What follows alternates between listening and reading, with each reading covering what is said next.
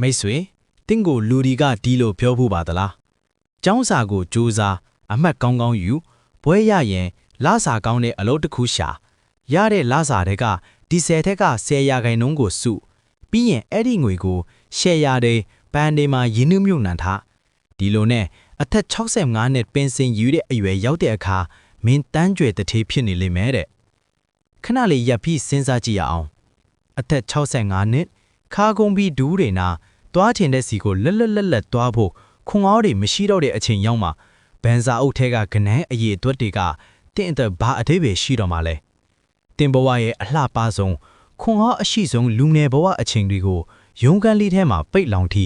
အိုမဲမစွမ်းဖြစ်မဲ့အနာဂတ်အတွက်မျော်လင့်ချက်တစ်ခုတည်းနဲ့ရင်းနှီးမြှုပ်နှံနေလားတကယ်ပဲတန်ရလား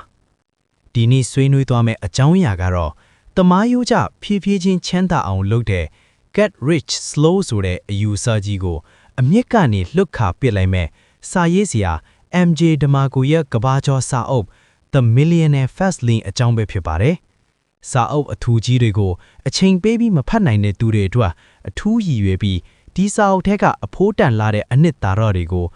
အပိအဝနားလေသွားအောင်လက်တွေ့အသုံးချလို့ရအောင်နဲ့အသေးစိတ်ဆွေးနွေးတင်ဆက်ပေးသွားမှာဖြစ်ပါတယ်။စာအုပ်ရဲ့အဓိကအနှစ်သာရကတော့လူတွေဖြတ်တန်းနေတဲ့ငွေကြေးလမ်းကြောင်းသုံးတွေအကြောင်းနဲ့တကယ့်ကိုအချိန်တိုအတွင်းချမ်းသာသွားစေမယ့်စီးပွားရေးလုပ်ငန်းတစ်ခုရဲ့အုတ်မြင့် sense framework အကြောင်းပဲချက်ပါတယ်။အခန်းတစ်ခန်းချင်းစီကိုတွားလိုက်ရအောင်အခန်းတစ်လူသွားလမ်း the sidewalk မနဲ့ဖြန်မရှိတော့သူများစာရေးစရာကငွေကြေးနဲ့ပတ်သက်ရင်လူတွေကိုလမ်းကြောင်းသုံးခုနဲ့ခွဲခြားပြထားပါတယ်။ပထမဆုံးလမ်းကတော့ sidewalk ပါပဲ။ဒီလမ်းပေါ်ကလူတွေဟာယနေ့အတွက်သာရှင်သန်သူတွေပါ။ရလာတဲ့ငွေမှန်သမျှကိုအကုန်သုံးဖြစ်တယ်။ဝင်းငွေထိုက်ထွက်ငွေကပုံညားနေတတ်တယ်။နောက်ဆုံးပေါ်ဖုံးထွက်ရင်အကျွေးနဲ့ထိဖြစ်ဝယ်ကိုင်ရမှာနာမည်ကြီးအမတ်အစိပ်အဝတ်အစားတွေဝတ်ရမှာလူရဝင်းနေလို့ထင်ကြတယ်။သူတို့ရဲ့ငွေကြေးညီမျှအချင်းကတော့ဝင်းငွေအကြီးမျှ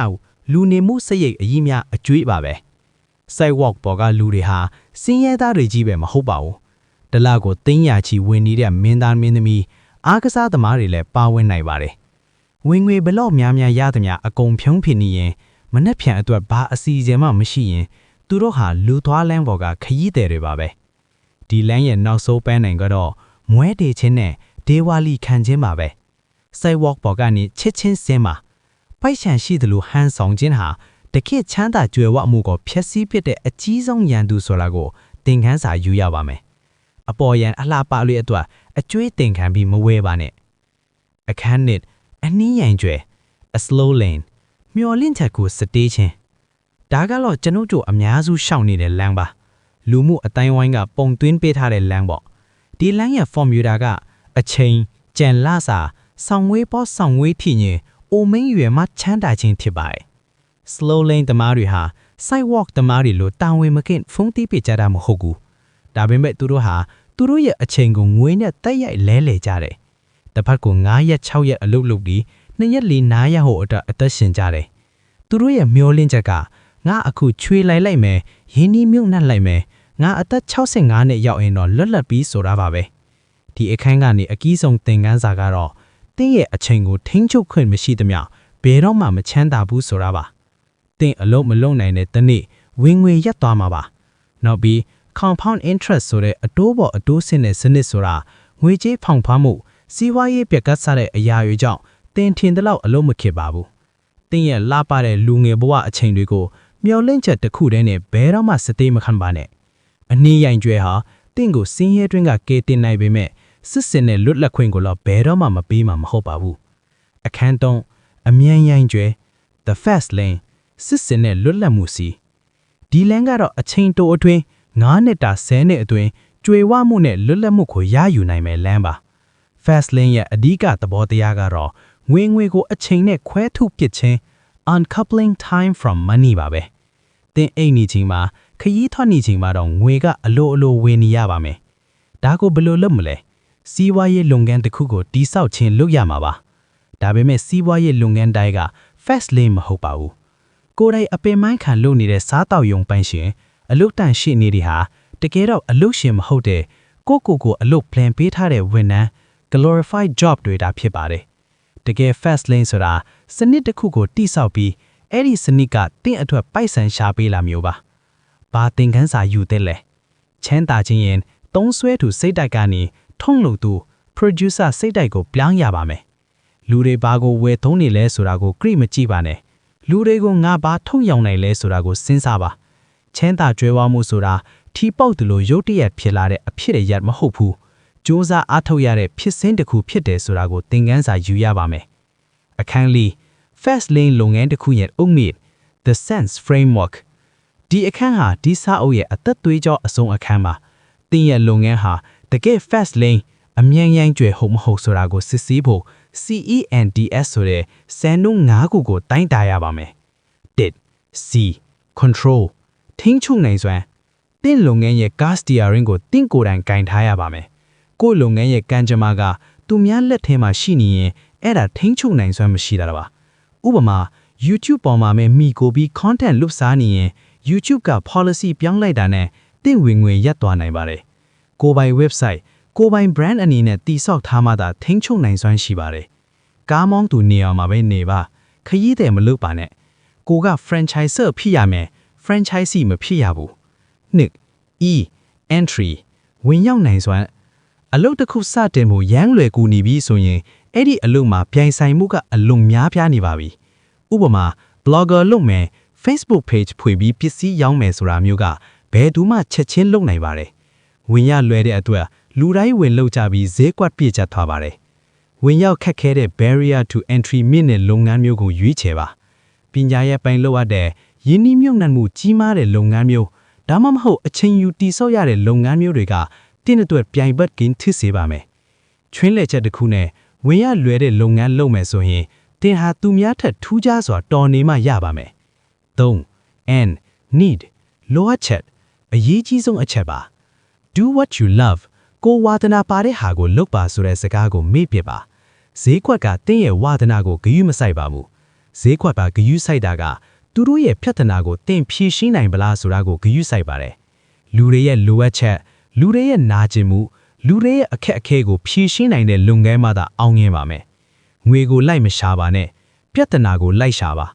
တင်ကလူတွေရဲ့ပြဿနာကိုဖြည့်ရှင်းပေးလိုက်ပြီဆိုရင်လူတွေကိုတက်တောင်တာဖြစ်စေရင်ငွေဆိုတာတန်လိုက်လို့အလိုလိုကတ်လာပါလိမ့်မယ်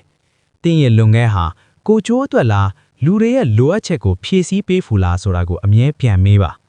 လီ T time အချိန်တင်းရဲ့လုပ်ငန်းဟာတင်းရဲ့အချိန်နဲ့တိုက်ရိုက်အကျိုးကျနေစတရားအဲ့ဒါအမြန်ရိုင်းကျွဲမဟုတ်သေးပါဘူးဥပမာတနာရီကိုဒေါ်လာ100ရတဲ့အတိုင်းပင်ကလုပ်ငန်းကငွေကောင်းပေမဲ့အချိန်နဲ့ငွေကိုလဲနေတုံးစားပါပဲတင်းရဲ့ရည်ရွယ်ချက်ကတင့်မပါဝင်မဲ့လက်ပတ်နေတဲ့စနစ်တစ်ခုကိုတီးလျှောက်ဖို့ပါအလုပ်ကိုကိုယ်တိုင်ဝယ်လုပ်ရတဲ့နေရာကနေအလုပ်ကိုကြီးချပြီးလုပ်နိုင်တဲ့နေရာ management အဲ့ဒီကနေဒါမှဘာမှဝင်လုပ်เสียမလို့ပဲငွေဝင်နေတဲ့အနေအထားကို passive ကိုကူးပြောင်းနိုင်အောင်ကြိုးစားပါစာအုပ်ရေးတာ software ရေးတာ application ဖန်တီးတာတွေဟာတခါပဲအချိန်ပေးရမည်အချိန်ပေါင်းများစွာရောင်းရတဲ့ time စံနှုန်းကိုကိုက်ညီတဲ့အရာတွေပါငါ scale ချဲ့ထွင်နိုင်စွမ်း impact millions to make millions ဆိုတာကတန်းကျွယ်တစ်သေးဖြစ်ခြင်းရဲ့လူတန်းပေါင်းများစွာအပေါ်တက်ရောက်မှုရှိအောင်လုပ်ပါလို့ဆိုလိုပါတယ်တင်အိမ်နားကလမ်းထောက်မှာဖွင့်ထားတဲ့လက်ဖက်ရည်ဆိုင်ဟာလူရာကနန်းကိုပဲဝန်ဆောင်မှုပေးနိုင်ပါတယ် scale မရှိပါဘူးဒါပေမဲ့အဲ့ဒီလက်ဖက်ရည်ဆိုင်ကို franchisee အနေနဲ့နိုင်ငံအနှံ့ဖွင့်နိုင်မယ်ဆိုရင် scale ရှိသွားပါပြီကိုရောင်းမဲ့ PC ဒါမှမဟုတ်ဝန်ဆောင်မှုဟာလူဘလောက်များစွာကိုရောက်နိုင်တယ်လဲဆိုတာတွေးပါ internet software တီထွင်ဖန်တီးမှုတွေဟာကမ္ဘာတလွှားကလူသန်းများစွာစီချက်ချင်းရောက်နိုင်တဲ့ scale အပြည့်အဝရှိတဲ့လမ်းကြောင်းတွေပါအခန်းက idea ထက်အကောင့်ထက်အကုန်တင်ခြင်းကအတိက ideas are just multipliers execution is millions လူတော်များများကငါမှ Microsoft ထက်ကောင်းတဲ့ idea ရှိတယ် Facebook ကိုကြော်နိုင်တဲ့ idea ရှိတယ်လို့ပြောတတ်ကြပါတယ်ဒါပေမဲ့ MJ Demago ကတော့ ideas are cheap idea ဆိုတာတန်ဖိုးမရှိဘူးလို့ဆိုပါတယ်ကမ္ဘာပေါ်မှာအကောင်းဆုံး idea တွေရှိနေတဲ့သူတွေအများကြီးရှိပါတယ်ဒါပေမဲ့အဲ့ဒါကိုလက်တွေ့အကောင့်ထဲအကုန်တင်နိုင်တဲ့သူကသာအောင်မြင်ပါတယ် idea ကမြောက်ကင်းအကောင့်ထဲအကုန်တင်ခြင်းကအခြေခံကဏ္ဍကိမှာ idea ဘလောက်ကောင်းကောင်းအကောင့်ထဲမဖော်ရင်တုံညနဲ့မြောက်တယ်လို့ပဲရလက်ကတုံညာပါပြီးသည့်ဆုံးတဲ့အချင်းဆိုတာဘယ်တော့မှမလာပါဘူး ဗျာအားလုံးစုံလင်မှစမယ်ဆိုရင်ဘယ်တော့မှစဖြစ်မှာမဟုတ်ပါဘူးအခုပဲစတင်ပါလမ်းခလောက်မှာမှားယွင်းမှုတွေရှိလာရင်ပြင်ဆင်ပြီးရှေ့ဆက်ပါတကယ်လုပ်ငန်းရှင်ဆိုတာ idea လှလှလေးတွေထိုင်တွေးနေသူမဟုတ်ပဲမြင်းချင်းမှာအကြည့်အနိုင်ဝင်ရောက်ရင်ဆိုင်ပြီးအကောင့်ထက်အကောင့်တင်သူတွေသာဖြစ်တယ်ဆိုတာကိုသင်ခန်းစာယူရပါမယ် The Millionaire Fastlane စာအုပ်ဟာတင့်ကိုပူဖောင်းနေမှုတ်ပြီးစိတ်ကူးရင်အိမ်မက်တွေမက်ခိုင်းတဲ့စာအုပ်မျိုးမဟုတ်ပါဘူးတကယ်လို့လက်တွေ့ဆန်းဆန်းနာကျင်စရာကောင်းလောက်အောင်အမှန်တရားတွေကိုထောက်ပြထားတဲ့စာအုပ်ပါတင့်ရဲ့အချိန်ဟာငွေထက်အစပေါင်းများစွာပိုတန်ဖို့ရှိပါတယ်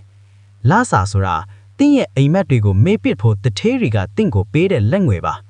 အသက်65နှစ်ရောက်မှချမ်းသာမဲ့မျော်လင့်ချက်ကြီးကိုစွန့်လွတ်လိုက်ပါ